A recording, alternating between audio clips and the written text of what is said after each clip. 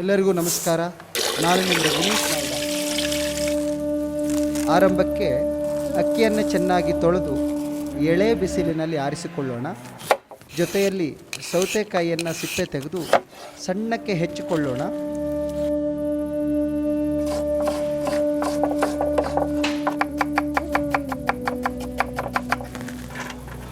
ನಂತರ ಆರಿದ ಅಕ್ಕಿಯನ್ನು ತರಿ ರವೆಯಾಗಿ ಸಿದ್ಧ ಮಾಡಿಕೊಳ್ಳೋಣ.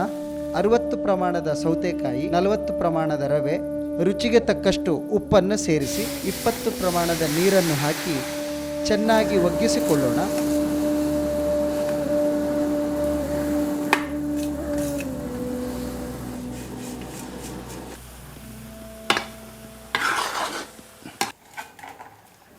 ಕೊನೆಯಲ್ಲಿ ಮಿಶ್ರಣವನ್ನು ನಾದಿ ಪುಟ್ಟ ಪುಟ್ಟ ಗಾತ್ರಗಳ ಉಂಡೆಗಳನ್ನು ಮಾಡಿ ಬಾಳೆ ಎಲೆಯಲ್ಲಿ ಮಡಚಿ ಹಬೆಯಲ್ಲಿ ಬೇಯಿಸ್ಕೊಂಡ್ರೆ ಮೃದುವಾದ ಘಮಘಮಿಸುವ ಸೌತೆಕಾಯಿ ಕಡುಬು ಸಿದ್ಧ. ಮರಿಬೇಡಿ. ಸಂಪೂರ್ಣ ಮಾಹಿತಿಗಾಗಿ ಪೂರ್ಣ ಸಂಚಿಕೆಯನ್ನು ನೋಡಿ ನಮ್ಮೊಂದಿಗಿರಿ.